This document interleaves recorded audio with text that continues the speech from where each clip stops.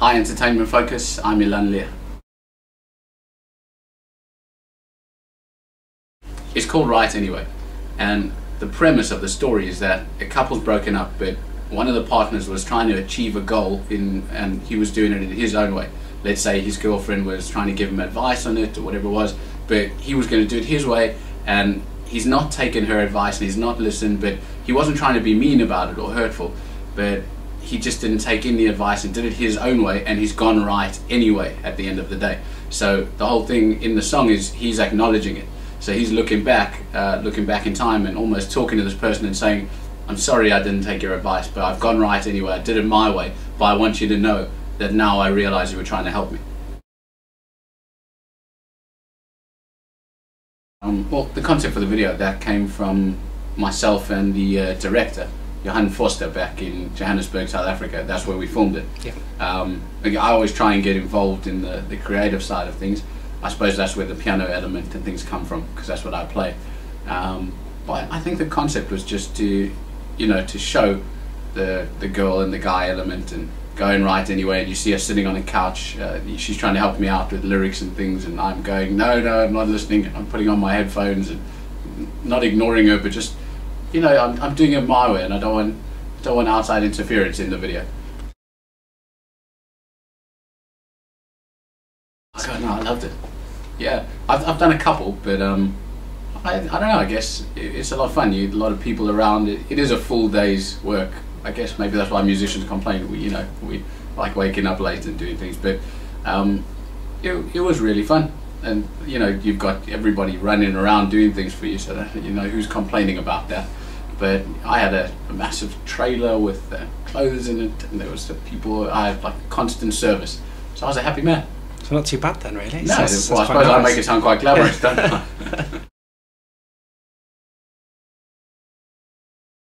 I think so. We're actually at a stage now where the album's it's done just about, but because we're still holding back on it and Right Anyway's just come out, we're thinking about chopping it up, maybe putting some new stuff on the album. So Right Anyway is a sound, as a catchy melody.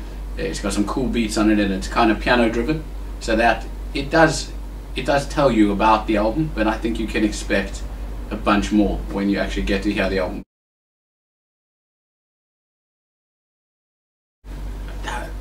How did that actually come about, now that I think about it? Well, part of his management team, or I don't know, his team around him is we have a similar link, and somebody thought to put us together in the same room. And I met him a couple of times, and then we decided to, to get together and write. And I can only tell you that was phenomenal. I mean, when I was coming up as a kid, and I'm sure for anybody around, my age, it's just, who would think of ever getting a chance to work with a Bee Gee? I don't know if intimidating is the right word, but when I met him the first time, I was like, wow, you're Robin Gibb. He said, I know. But I think working with him last night, besides just the wow factor, was the learning curve. Because for a young and up and coming writer to work with somebody who's written so many songs, to sell so many albums, it's like going back to school and learning again from a master. And we were jamming by the keyboard, and I was strumming along on the guitar, and we were singing songs, and I sat and I just had to step back and say, hang on a second, Robin, just hang on a second. He said, what's wrong? And I said, I'm jamming with you, man, this is so cool, I just want to take it all in. And it was just a phenomenal experience, and we're writing again, and I'll be back in to record with him, and it's just something I'll never become, you can't become accustomed to it, because he's a Bee Gee, and it's amazing. I'm sure it'll be a song on the album, and hopefully even a first single. You never know what comes out of songwriting, but I know that when Robin Gibb's putting pen to paper, it's going to be brilliant. He definitely does give advice, and I mean, you'd be a fool not to listen to it, because he knows what he's talking about. But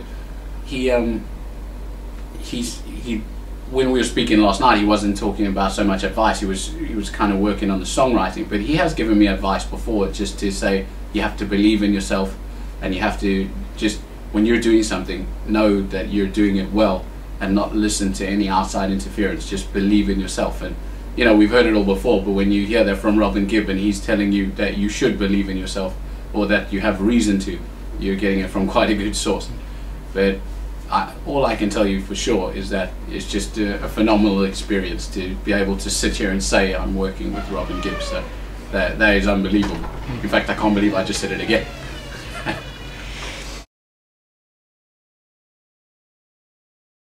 I know we're going to put some dates together. I just did a show about 2 weeks back in Stoke-on-Trent. That was wicked. There was about 18,000 people, and there were some cool artists on the bill as well. Craig David, Lee Ryan, the Saturdays, the Hoosiers, a bunch of people. Had a great picture with the Saturdays. What guy would complain about that? But yeah, I know we'll put some dates into the diary. I think right now it's kind of going back to the writing in the studio, but we'll get into the dates pretty soon, I'm sure. I think so. You know, I think a lot of people have put an emphasis on this whole thing about, you know, I've seen a couple press releases. I try not to read it because it's just not healthy for an artist. But a lot of them have written the hottest export to come out of South Africa with the World Cup, and you know, there's this whole angle on the World Cup, but some people actually get frustrated about it. I look at the time and go, this is amazing for South Africa. We've got the whole world focusing on us, and never mind what I'm doing, it's just great for our country.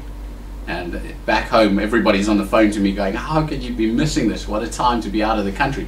But I'm happy that everything's working out well back home, and it seems to just be united. It's a great environment.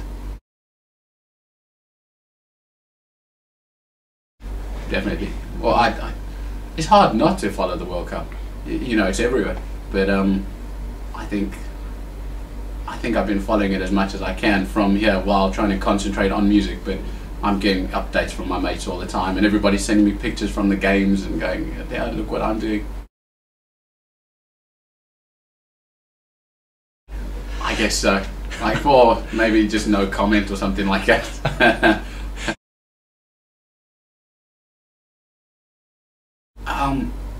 You know, for me it's changed over the last few years. You know, you're coming up and you're talking about, for like 13, 14 years ago, everybody was listening to the Backstreet Boys or Westlife or NSYNC or something like that, and you know, the boy band era. And now it's changed in such a dramatic way. Now I like Robbie Williams, Bon Jovi. I'm actually a big fan of Craig David. So I really think he does great work. And but I think if I had to pick someone to shape a sound at the moment, it would be someone like Robbie Williams. I'm a big fan. And somebody actually compared me to him the other day, which I was just, I kind of had to say, well, thank you very much. He's truly a tremendous talent.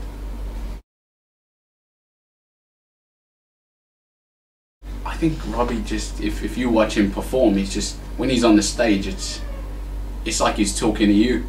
He's just a tremendous performer. As a songwriter, if you listen to his lyrics, I've heard a few people say, you know, they're not sure about it, but I'm a big fan, and his lyrics are like, they're always contradicting and not, and he's just a fantastic songwriter. Sorry if that sounds like mumbo jumbo, I just think he's brilliant.